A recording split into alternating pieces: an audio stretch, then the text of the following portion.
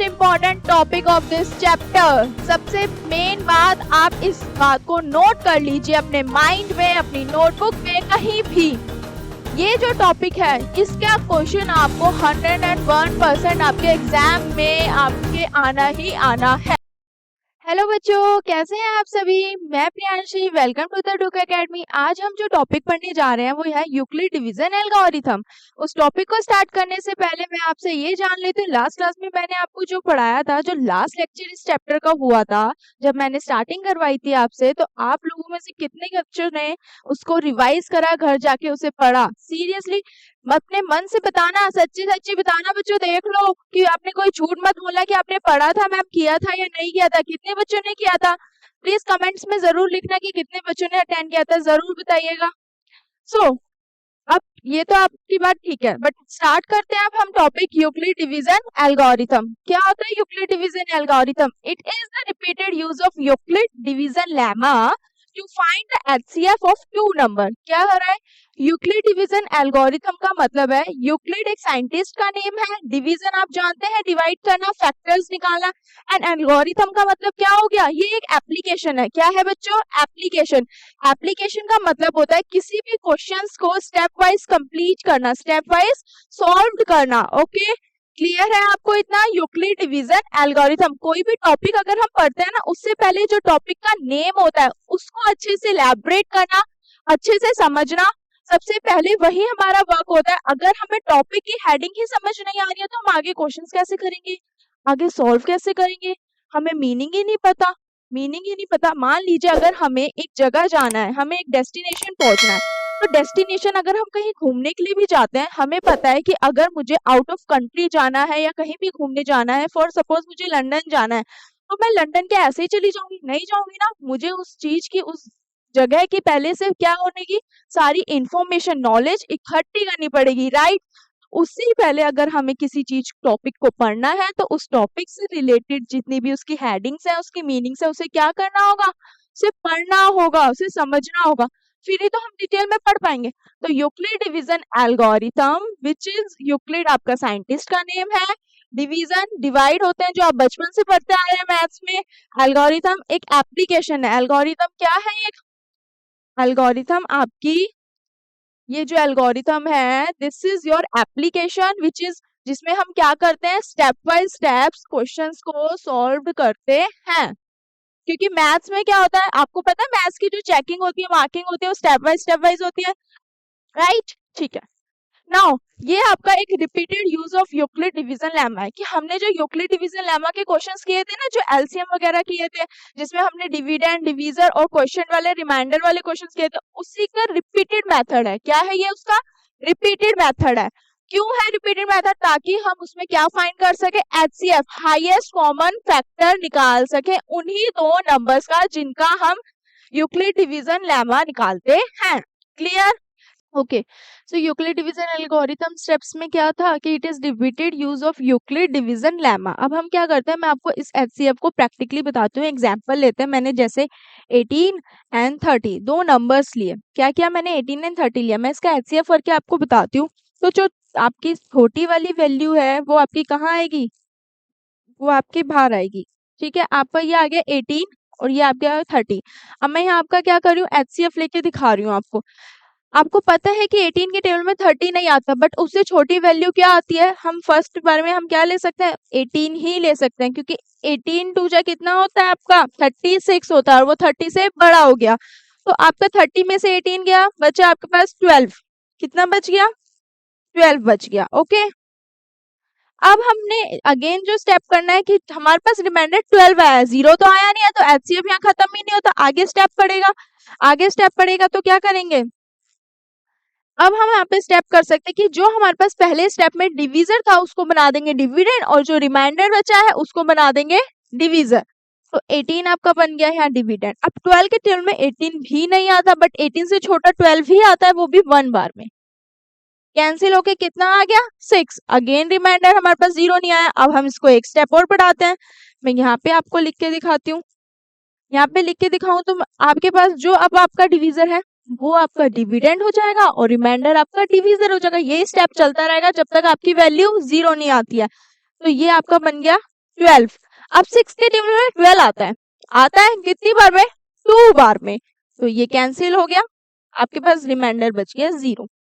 आपका डिविडेंड और डिवाइजर, आपका क्वोशिएंट, आपका एचसीएफ कंप्लीट होता है, तो आपका जो एचसीएफ निकला है वो क्या निकला है? 6।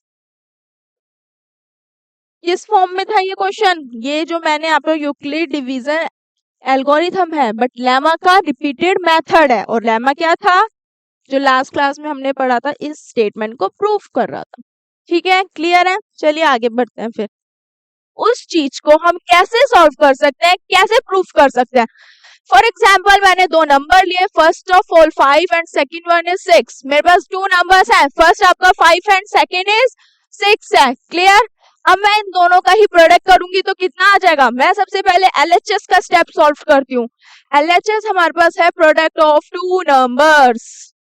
प्रोडक्ट ऑफ 2 नंबर्स, ये दो पॉजिटिव इंटीजर्स जो है मेरे पास, ये दो नंबर्स जो है उनका मैं क्या कर रही हूँ? यहाँ पर प्रोडक्ट कर रही हूँ, मल्टीप्लाई कर रही हूँ। तो प्रोडक्ट आपका क्या हो गया? 5 multiplication 6 is equal to 30। This is clear to all of you? Say yes or no? So 5 into 6 equals to 30. Clear? Okay. Now अब हम बात करते हैं LCM into HCF of 2 number. मतलब मेरे पास दो नंबर है, एक 5 है, दूसरा 6 है। हाँ, मैं उस क्वेश्चन की भी बात करूंगी। अभी जो मैंने पिछला क्वेश्चन आपको कराया, जो 18 और 12 वाला LCM, वो गलत है। वो गलत क्यों था, उसके पीछे मैंने आपको रीजन बताया। मैं यही चेक करना चाह रही थी कि सब बच्चे ध्यान से पढ़ रहे हैं या नहीं पढ़ रहे हैं। किसी एक स्टूडेंट ने बोला होगा कंसर्न है या नहीं, मैम ने गलत लिखा है नहीं। मैं उसका एचसीएफ आपको अभी करा के दिखाती हूँ, बट उससे पहले आपको ये एक स्टेटमेंट है, इस स्टेटमेंट को प्रूफ करना है। जो भी टॉपिक्स आपके चैप्टर फर्स्ट के है ना, रियल नंबर्स के जितने भी टॉपिक्स हैं, सारे इंपॉर्टेंट्स हैं और सारे आपके एग्जाम में आने वाले हैं। ये टॉपिक भी आएगा, चाहे आपका 2 मार्क्स के क्वेश्चन में आए, बट आएगा। तो प्लीज ध्यान से पढ़िए।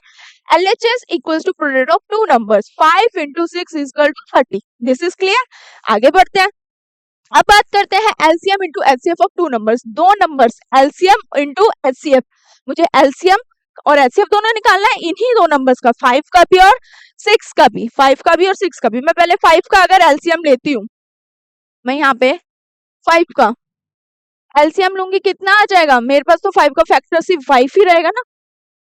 अब मैं 6 का लूंगी, अगर मैं 6 का लेती हूँ तो 6 का मेरे पास 2 3 3, मेरे पास दो फैक्टर्स आ गए। क्या आ गए मेरे पास? ये दो फैक्टर्स आ गए। 5 के ले लिए 5 into 1, 6 के ले लिए 2 into 3 और 1 भी। एलसीएम का मतलब क्या होता है? दोनों में कॉमन, दोनों में कॉमन। एलसीएम का मतलब क्या होता है बच्चों? दोनों में कॉमन। तो हमारे पास सिर्फ 1 है। क्या है कॉमन? ओनली 1। तो एलसीएम क्या आ गया आपका? एलसीएम क्या आ गया? 5 एंड 6 का इज 1। क्या आ गया? एलसीएम जो आ गया 5 एंड 6 का, वो 1 आ गया, क्योंकि हमने जो एलसीएम लिया था, इनके फैक्टर्स निकाले थे, डिवाइड किया था, उनका कॉमन नंबर ये 1 ही है। 1 ही एक ऐसा नंबर है जो दोनों के टेबल में सेम आता है, इक्वल आता है। बाकी अदर्स नंबर्स तो आ ही नहीं रहे हैं। तो आपका एलसीएम क्या हो गया? ओनली 1। ठीक है, मैं यहाँ पे एलसीएम क्या लिख सकती हूँ? मैं यहाँ पे लिख सकती हूँ, मेरे पास एलसीएम जो आ गया 5 एंड 6 है, वो आपका 1 है। ठीक है, एलसीएम भी हमने फाइंड कर लिया। अब हम क्या बात करेंगे? एचसीएफ। यहाँ पे देखना ध्यान से, एचसीएफ की बात कर रहे हैं। इतना मैं रफ कर दूं। अब मैं बात करती हूँ एचसीएफ की। लेट सपोज मैंने एचसीएफ में आपको बताया था सिंपल डिवाइड करना होता है। एक नंबर हमने बाहर लिखा, एक नंबर अंदर लिखा। 5 के टेबल में 6 नहीं आता, उससे छोटा क्या आता है? 5 ही आता है, 1 बार में आता है। नाउ कैंसिल होके 1 बच गया। बट हमें क्या चाहिए होता है? रिमाइंडर चाहिए होता है। रिमाइंडर कितना चाहिए होता है? 0। जब तक 0 ना आ जाए, जब तक 0 ना आ जाए, जब तक 0 ना आ जाए, तब तक एचसीएफ करते रहना है। सॉल्व्ड। अब हम आगे, अब मैंने एक स्टेप और बताया था आपको लास्ट, जो आपने सोचा मैम तो सही कर रही है, बट वो गलत था बच्चों। 6 में से 5 गया, बचा 1। 6 में से 5 गया, बचा 1। 5। अब जो रिमाइंडर बच रहा है उसको हम डिवीजर बना देंगे और जो डिविडेंड था पहले स्टेप में उसको हम डिविडेंड बना देंगे। तो 5 आ गया, 1 की टेबल में 5 आता है 5 बार में। ये बच गया आपके पास रिमाइंडर 0। क्या बच गया? रिमाइंडर 0। आपके पास रिमाइंडर आ गया 0 और आपका एचसीएफ भी आ गया 1। ठीक है, अब आप इसको मैं रफ करती हूँ यहाँ से। अब इस स्टेटमेंट को हम क्या करते हैं? प्रूफ करते हैं। पहले ये एलसीएम वाली वैल्यू निकालते हैं, पहले ये एलसीएम वाली वैल्यू, फिर ये एचसीएफ वाली वैल्यू लिखते हैं, देन दोनों को मल्टीप्लाई करते हैं और हमारे पास प्रोडक्ट ऑफ टू नंबर है ही। एलसीएम की बात करें, अब एलसीएम दोनों के नंबर्स को लेना है। कॉमन तो 1 था, कॉमन था 1, बट हमें एलसीएम में सारे नंबर्स लेने पड़ते हैं। तो एलसीएम इसमें हमारे पास फैक्टर आया था, एक फैक्टर था आपका 2, दूसरा था 3 और यहाँ पे था 5। तो 2 इंटू 3 इंटू 5 इंटू 1 भी लिखोगे तो सिमिलर वही वैल्यू रहेगी। 2 3 जा 6, 6 5 जा 30। तो एलसीएम आपका अब यहाँ लिख देना, जो ये वाली वैल्यू आई है आपकी वो आई है 30 और एचसीएफ आपका कितना निकाला था अभी हमने? 1। मेरे पास 1 भी है, मेरे पास 30 भी है और मेरे पास प्रोडक्ट ऑफ टू नंबर भी है। सिंपल सिंपल से आपको खुद ही आपको समझ में आ गया होगा इतना करते ही कि मैम हमने प्रोडक्ट भी निकाल लिया, हमने एलसीएम एचसीएफ भी फाइंड कर लिया और हमें करना है क्या? अब ये जो स्टेटमेंट है उसमें पुट करना है, देन सॉल्व कर देना है। Simple. Product of two numbers कितने आया था? 30 आया था। एलसीएम कितना आया? This is your 30 again.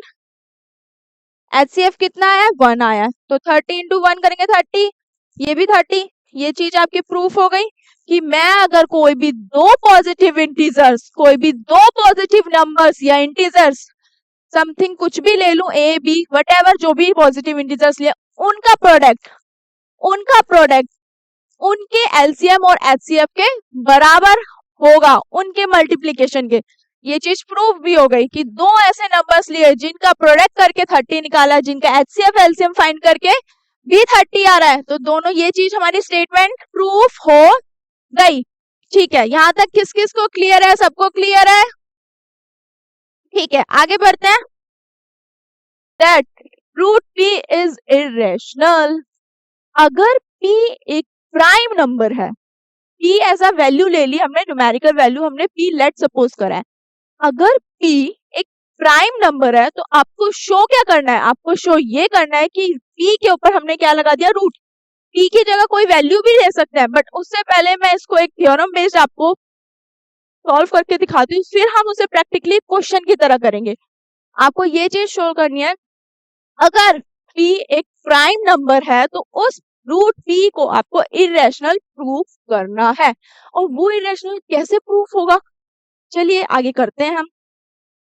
Bore तो नहीं हो रहे क्लास में? अगर हो रहे हैं तो बता दो। ठीक है, फिर आगे बढ़ते हैं, कंटिन्यू करते हैं आपके टॉपिक को।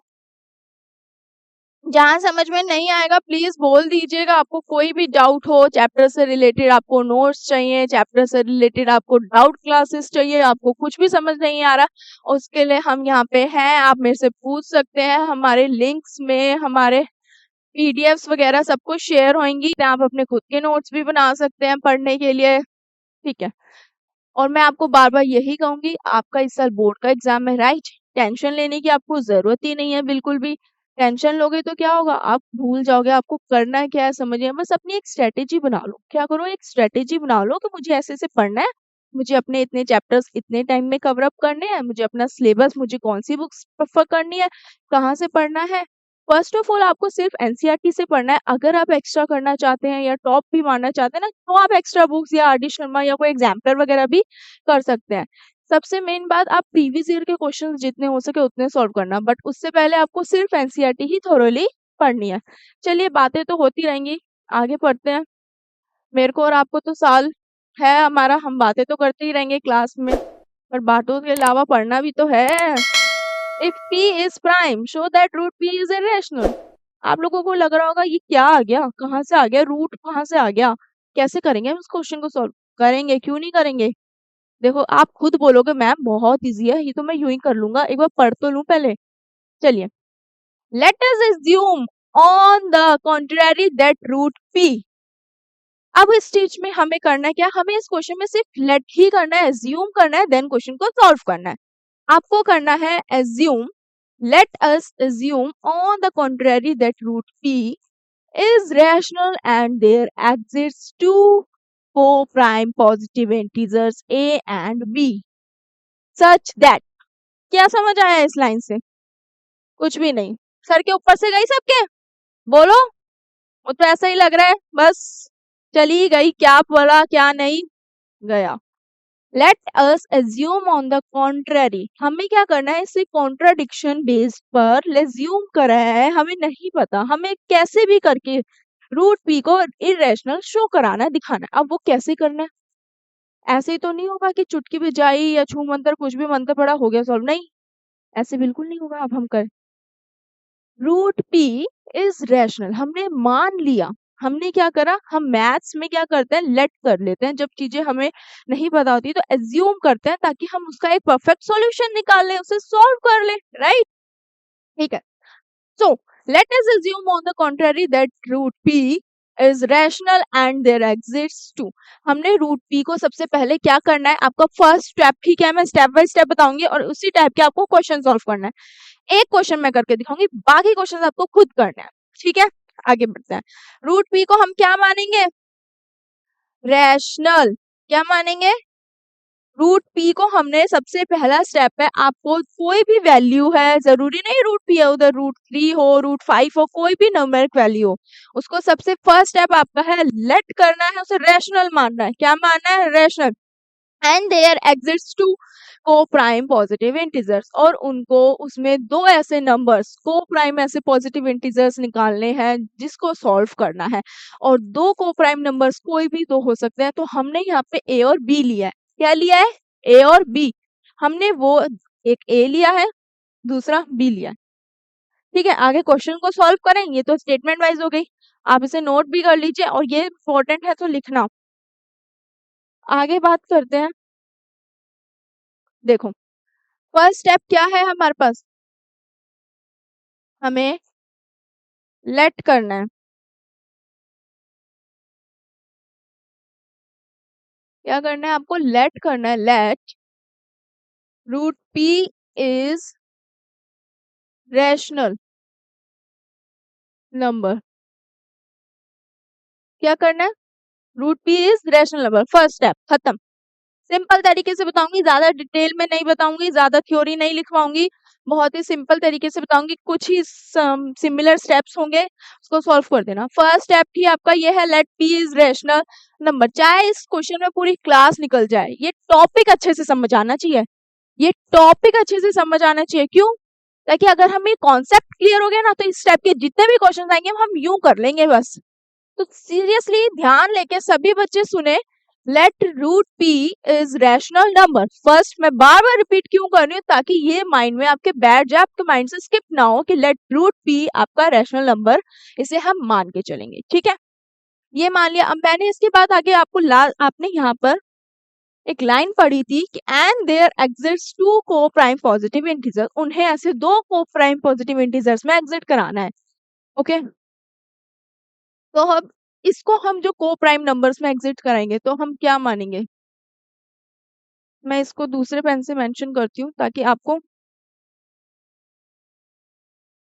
देखो root P equals to A upon B, ये ए और बी यहाँ दो को प्राइम नंबर्स है, ए और B, where A and B are coprime numbers, क्या होगा, ये दो को प्राइम नंबर्स, दो को प्राइम नंबर्स हो गए। इसके साथ साथ जो b है ना, जो डिनोमिनेटर की b की वैल्यू है which is not equals to 0, जो आपके मैंने रैशनल नंबर में भी बताई थी आपको, जो मैंने आपको रैशनल नंबर में भी बताई थी, जो भी क्वेश्चन आपके फ्रैक्शंस की वैल्यू होती हैं, जितनी भी आपके फ्रैक्शंस की वैल्यूज होती हैं, जो भी p बाई क्यू की फॉर्म में होता है, where q is not equals to 0, denominator 0 के बराबर नहीं होगा, क्योंकि डिनोमिनेटर अगर 0 के बराबर हो गया तो उस पूरी न्यूमेरिक वैल्यू की वैल्यू 0 हो जाएगी, ठीक है। इसलिए ये दो स्टेप क्लियर है। हमने रूट पी को क्या माना है, दो को प्राइम नंबर्स के बराबर लिया है। वो हमने जो दो को प्राइम नंबर्स लिया वो फर्स्ट आपका ए है, सेकंड इज योर बी। ठीक है, आगे बढ़ते हैं। Where A and B are two coprime numbers तो ले लिए, यहाँ पे एक सेकेंड, यहाँ पे लिख लीजिए आर टू को प्राइम। ठीक है, दो को प्राइम नंबर्स। आगे बढ़ते हैं। अब हमारा थर्ड स्टेप, हम स्टेप में क्या करेंगे, अब हम क्या कर सकते हैं, अब हमें स्क्वायरिंग करनी है ऑन बोथ साइड। जब क्वेश्चन में कई बार होता है ना, मैथ्स के क्वेश्चन करते हैं हमें समझ नहीं आता, तो हम स्क्वायरिंग भी कर सकते हैं। ठीक है, कुछ बच्चे ऐसे कंफ्यूज हो जाते हैं, मैम स्क्वायरिंग क्यों करते हैं या कहाँ पे करते हैं, वो भी हम बात करेंगे। बट सबसे पहले आपका जो स्टेप है, मैं आपको यहाँ बता दूं, आपको करनी है स्क्वायरिंग ऑन बोथ साइड्स। क्या करना है आपको, आपको स्क्वायरिंग करनी है दोनों साइड्स। आपको क्या करनी है, स्क्वायरिंग करनी है। स्क्वायरिंग करते हैं, रूट पी स्क्वायर ए अपॉन बी का होल स्क्वायर। ठीक है, अब मैं रूट पी के ऊपर स्क्वायर है, जब रूट पी के ऊपर स्क्वायर होता है तो क्या होता है, आपने 9th क्लास में भी सीखा होगा, ये तो पढ़ा ही होगा। जब रूट पी ये मतलब रूट के ऊपर अगर स्क्वायर लग जाए तो वो रूट ऑटोमेटिकली स्क्वायर से क्या होता है, कैंसिल हो जाता है। बट मैं इसको कैसे लिखूंगी, p into root P, as it is ऐसे ही लिखूंगी। a का स्क्वायर हो जाएगा, ये b का स्क्वायर हो जाएगा। ठीक है, अब मैं ये चीज आपको यहाँ दोबारा से क्लियर कर दूं, ये चीज आपको पता भी होगी ऑलरेडी, बट फिर भी आप लोग जान लीजिए। अगर रूट के अंदर कोई भी वैल्यू है और वो दोनों वैल्यू, उसका मुझे क्या निकालना है, स्क्वायर रूट, मुझे इसका स्क्वायर करना है। अब मुझे स्क्वायर तो करना है उनका, पर वो जो वैल्यू है ना, अगर वो दोनों वैल्यू सेम हुई, दोनों वैल्यू रूट के अंदर सेम है, तब क्या करना है, वो वैल्यू एज इट इज उतर जाएगी आपकी, वो वैल्यू आपकी एज इट इज उतर जाएगी और ये रूट कैंसिल हो जाएगा, ये रूट कैंसिल हो जाएगा। ये ऐसे नहीं लिख सकते हम कि p को मैंने p से मल्टीप्लाई करा पावर लग जाएगी, नो। अगर वैल्यू अलग होती है तब हम मल्टीप्लाई कर लेते हैं, बट अगर वैल्यू सेम है, सिमिलर है, तब आपको क्या करना है, तब आपको सिर्फ रूट कैंसिल करना है और p की वैल्यू जो p आपके दोनों मेंशन है वो सिर्फ सिमिलर p ही रह जाएगा। ठीक है, तो आपका p जो आ गया वो किसके बराबर आ गया, a स्क्वायर b स्क्वायर के। ये स्टेप बाय स्टेप हम जा रहे हैं। ठीक है, यहाँ तक क्लियर है सबको, कुछ भी, मैं दोबारा रिपीट करती हूँ। लेट हमने रूट पी आपका रैशनल नंबर माना था, रूट पी आपका हमने को प्राइम नंबर्स में एग्जिट कराया है और वो दो को प्राइम नंबर हमने ए एंड बी लिया, वेयर बी आपका 0 के बराबर नहीं है। उसके बाद आपको स्क्वायरिंग करनी है दोनों की, स्क्वायरिंग करने के बाद आपको नॉर्मली सॉल्व करना है। स्क्वायरिंग करी मेरे पास, स्क्वायरिंग करने के बाद दोनों साइड की जो वैल्यू आई है पी आई है इक्वल टू ए स्क्वायर और बी स्क्वायर। क्लियर, आगे बढ़ते हैं। स्क्वायरिंग तक ठीक था, अब स्क्वायरिंग के बाद मेरे पास जो आया था वो आया था सॉरी, मेरे पास आया था p equals to A square B square. ठीक है, मैं इसे आगे और कैसे सॉल्व कर सकती हूँ। अब आप लोग सोच रहे हो कि ये तो आ गया, बट मैं इसको रेशनल कैसे प्रूफ करूंगा, है ना, ये करूंगी, कैसे प्रूफ करेंगे देखो। अब हम क्या कर सकते हैं, हमें क्या करना है, हमें दिख रहा है यहाँ पे कि ए स्क्वायर बी स्क्वायर दोनों आपस में डिवाइड हो रहे हैं।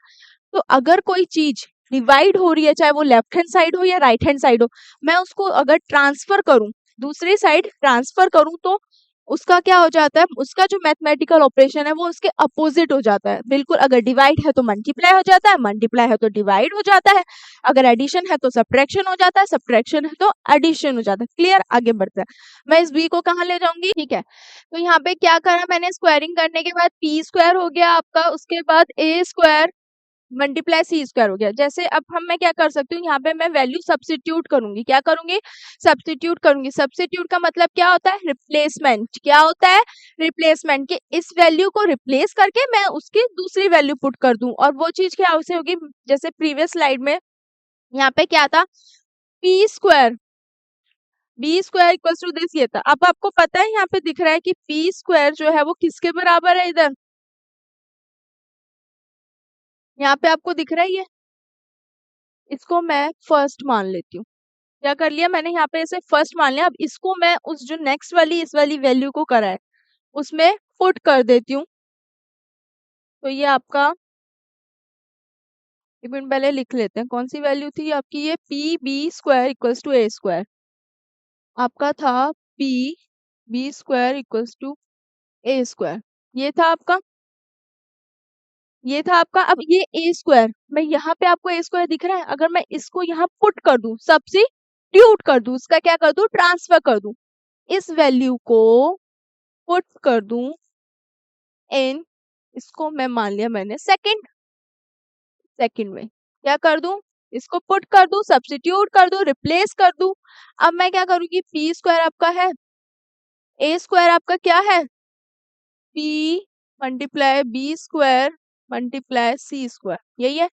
ये चीज मैं इधर ले आऊंगी, मल्टीप्लाई इधर आके क्या हो जाएगा, डिवाइड हो जाएगा।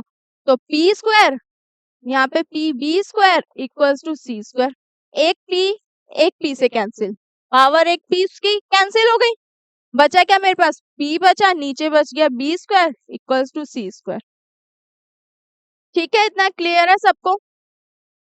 अब नॉर्मली मैं अगर यहाँ लेकर आऊं आपका ये चीज, अब यहाँ पे क्या हो गया, वही चीज जो लास्ट वाले में वो हुई थी, जो लास्ट वाले में लास्ट स्टेप में हमने वहां पे ए के साथ की थी, तो यहाँ पे हमने सी के साथ कर दी, वहां पे हमने किसके साथ की थी, ए के साथ, और यहाँ पे हमने सी के साथ कर दिया। तो सेम एज इट इज इसे भी बताना है कि जो हमारे पास पी है, जैसे लास्ट में आपको दिखा था यहाँ पे पी जो है वो ए स्क्वायर का फैक्टर है, फिर पी आपका सी का ए का फैक्टर भी होगा, अगर वो ए स्क्वायर का फैक्टर है तो वो ए का भी होगा। अब यहाँ पे भी सेम वैसे ही है कि जो p है वो आपका c स्क्वायर का भी फैक्टर है, तो वो c का भी फैक्टर होगा, वो क्या, c का भी फैक्टर होगा। तो मैं सेम ऐसे ही लिख सकती हूँ, p is factor of c square, automatically p is factor of c।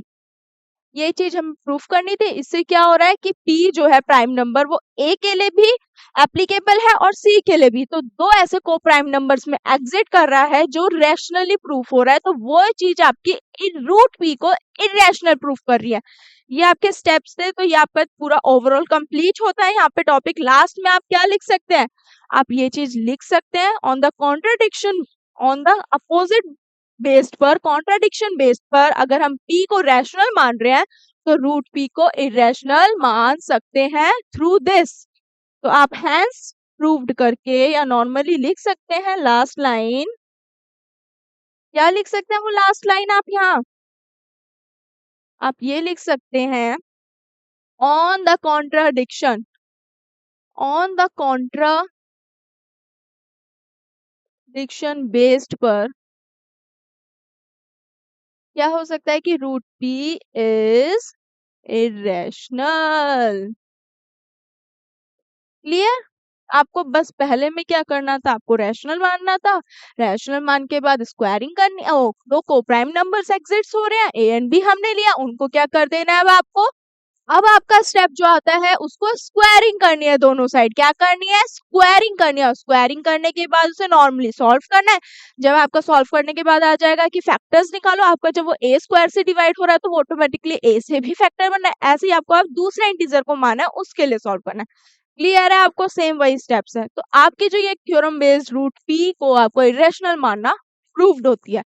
अब इसको एज अ प्रैक्टिकली जो हमें करना है वो क्वेश्चन रूट नंबरिक वैल्यू से जो है वो ट्रूथ से, मैं क्वेश्चन आपको नेक्स्ट क्लास में कराऊंगी। क्यों, क्योंकि अगर मैंने आपको अभी क्वेश्चन के थ्रू कराया ना, तो ये जो थ्योरम आपने पढ़ी है वो आपके माइंड से कंफ्यूजन हो जाएगी, तो वो कंफ्यूजन मैं अभी चाहती नहीं कि आपको कंफ्यूज करूं या आप भी कंफ्यूज हो। तो इतना ही नॉर्मल सिर्फ इस थ्योरम को रिवाइज करना है, इसकी लिख के प्रैक्टिस करनी है, चाहे आप 2 बार में करो 3 बार में करो, नहीं समझ आ रहा है तो हम वो डाउट क्लास में क्लियर करेंगे। एंड इसके साथ साथ इस क्वेश्चन की मैं बहुत बार बार रिपीट कर रही हूँ, दिस इज और इम्पोर्टेंट है, इम्पोर्टेंट टॉपिक है, तो प्लीज इसे स्किप मत करना इस चैप्टर में। ठीक है, तो आज के लिए हम सिर्फ इतना ही रखते हैं और आगे हम कंटिन्यू करेंगे, इस टॉपिक को बढ़ाएंगे। ओके, और प्लीज रिवाइज कर लेना, मैं नेक्स्ट क्लास में चेक करूंगी और मैं आप लोगों से पूछूंगी भी कि कितने बच्चों ने पढ़ा है या नहीं पढ़ा है, क्योंकि अगर आप साथ के साथ नहीं पढ़ेंगे ना तो आपका वो सिलेबस जो हो रहा है और जितना होमवर्क आपका है वो सारा क्या होगा, पीछे पेंडिंग होता रहेगा। आप आगे बढ़ते तो जाएंगे पर आपकी प्रैक्टिस नहीं होगी तो आपके रिवीजन भी नहीं हो पाएगी। ठीक है, चलो मिलते हैं आगे नेक्स्ट क्लास में। Okay bye, thank you, take care बच्चों।